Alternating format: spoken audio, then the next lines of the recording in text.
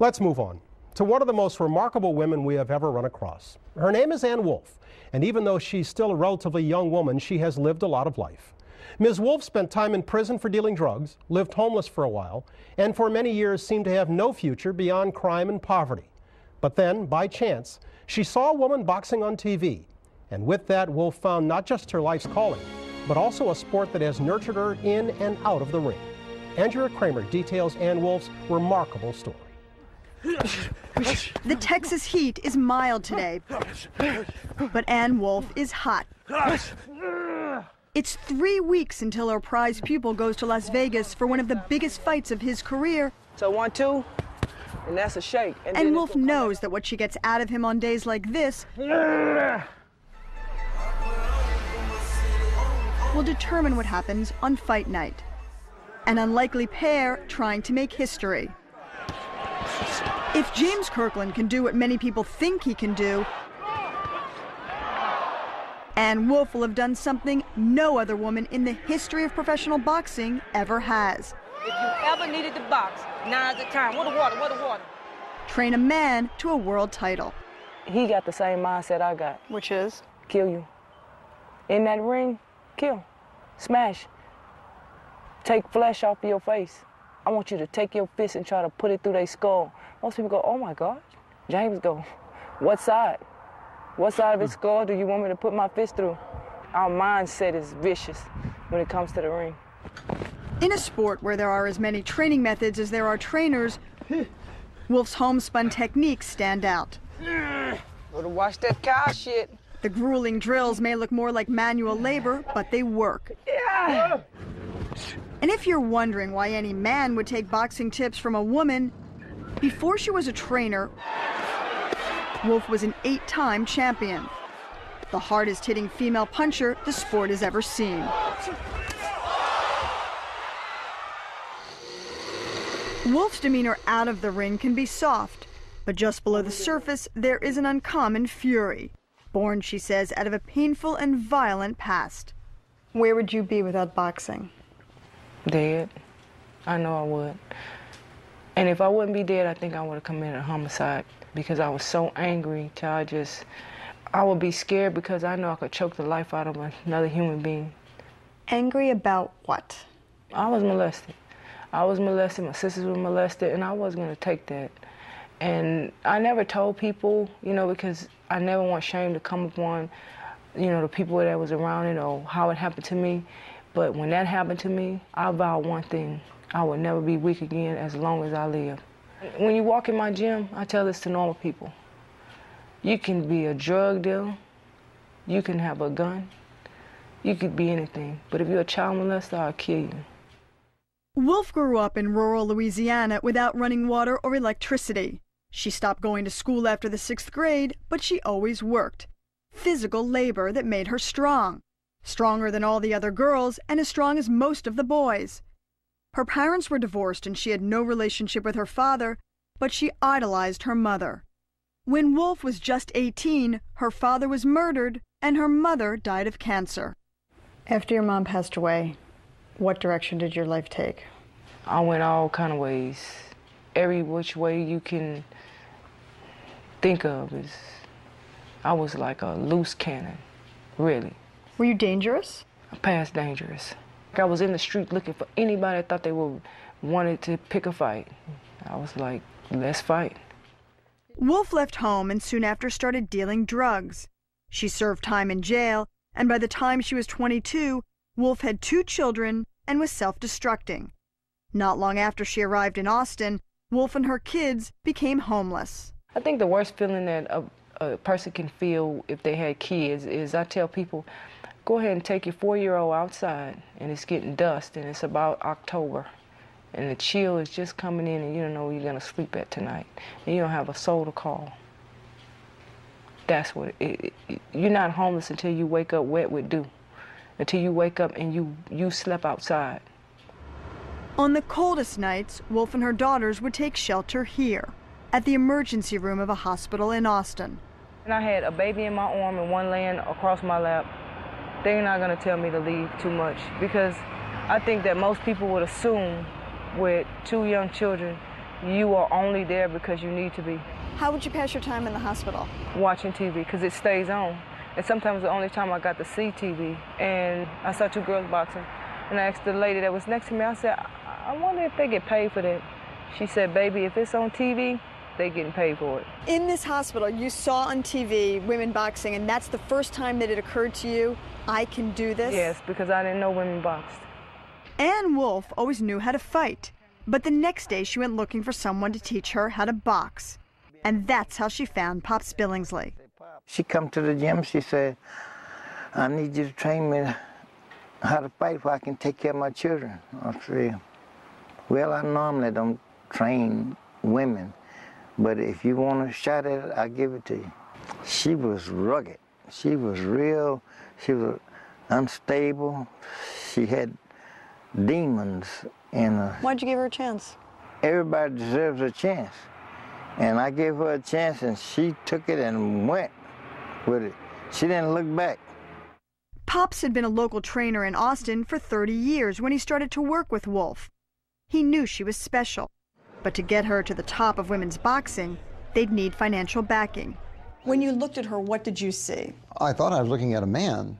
A wealthy Texas businessman, Brian Pardo has a passion for boxing and a history of helping young fighters. He first spotted Wolfe when she was sparring in a local gym. And was a diamond in the rough. And she was very open to constructive criticism. And Why would you tell her? I told her she had to learn how to keep herself under control because nobody was going to get in the ring with her otherwise, you know. Did she listen to you ultimately? Yes, and I think the biggest thing was Ann had to learn to trust again. She knew she could trust Pops, and she later learned, but she had to learn that she could trust me too. With Pops and Brian Pardo in her corner, Wolfe would go on to have a remarkable pro career, with 24 wins and only 1 loss. The only person to hold titles in 5 different weight classes, she is most well known for her performance against an undefeated 6'6" light heavyweight named Vonda Ward. That is probably the best knockout punch I've ever seen in female boxing. Absolutely. Ever. What does it feel like to hit another person the way you hit Vonda Ward, which people say is arguably the hardest punch ever by a female boxer? It felt like for a split second I got released from every single hurt, pain. It felt like I accomplished everything that people said I never would. When Vonda hit the floor, when her body hit that floor, it's a release and an emotion that came over me because I knew besides knocking out Vonda Ward, I really truly made it. This is Ann Wolfe's life today. She lives outside Austin on 10 acres of land where she spends her mornings like many other moms, getting the kids ready for the day before dropping them off for school and work. Then it's on to the gym, her gym, the one her old friend Brian Pardo helped her open when she quit fighting. Pops is here every day. And at night, you'll find junior welterweight contender James Kirkland joining Wolfe's daily aerobics class. And just like Pops did with her, Wolfe trains all comers, male or female, no matter what they've done or where they've been. When a kid come and say, well, I don't have a mom, I say, me either. I've been to jail, me too. I'm hungry, me too. So it's nothing that they can surprise me with. But on the first morning we were with her, Wolfe was surprised. What started out as a normal 4-mile training run with Kirkland and some of her other boxers ended on the shoulder of the highway. The police pulled Wolfe and one of her boxers over because the car he was driving was allegedly stolen. Do you know that it's listed as a stolen vehicle? Did you know it was listed Hell as a no, stolen? no. Okay. I wouldn't even rode in it, I promise you. You didn't know.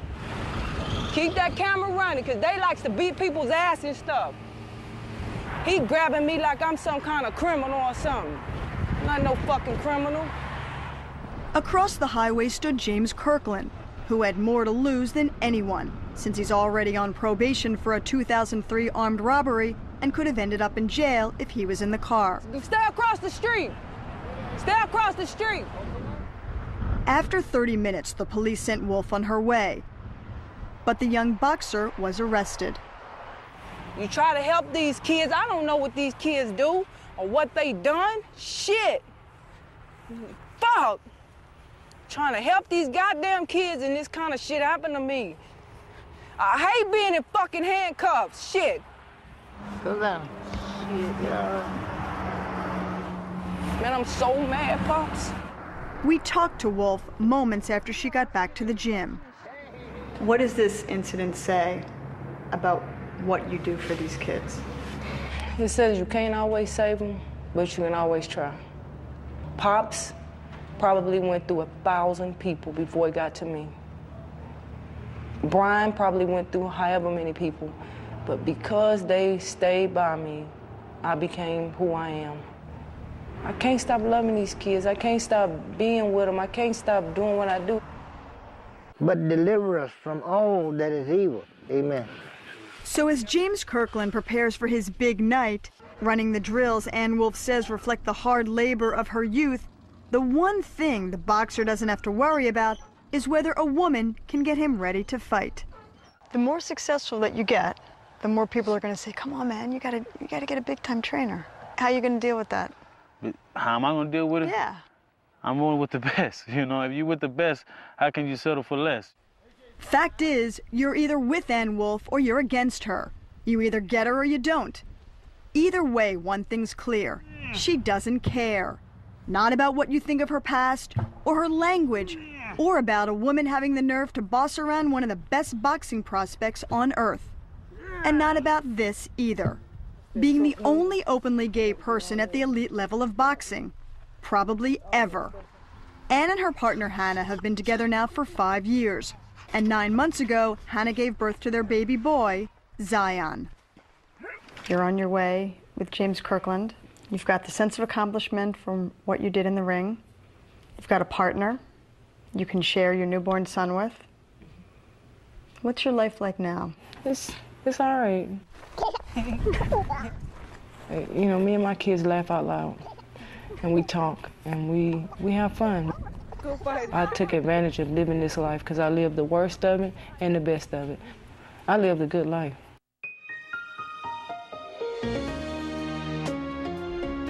Andrea, Ann Wolfe still seems wired pretty tight. Is she still basically the same angry person she says she used to be? Oh yeah, it just simmers there under the surface. It's always there. It's interesting because when she was pulled over by the police, the first thing she said was, call Pops, because he helps calm her down. Her partner, Hannah, helps keep her calm down. Brian Pardo, her benefactor, he serves that role as well. She knows that it's always there. It's amazing when you talk to her how calm she is, but that anger just simmers there. She has a home. She has 10 acres. Does she make a lot of money boxing? She's 24-1. The big fight against Von der Ward we saw, she earned $30,000. All of her other fights combined did not make that much money. And in one fight, she earned $1. That's how much she just wanted to be out there, to be out there fighting. And what about money as a trainer? Is Kirkland the only real prospect that she trains? Now, in terms of full disclosure, Kirkland's been on HBO in the past, probably will be in the future. She trains Kirkland, she trains another fighter who was pulled over by the police, also a kid named Curtis Meeks. She loves these hard scrabble kids who she can pull off the street just like she was, that she can teach to box and hopefully straighten out their lives. She's a great character. Yeah, it's unbelievable. All right, Andrew. Thanks very much.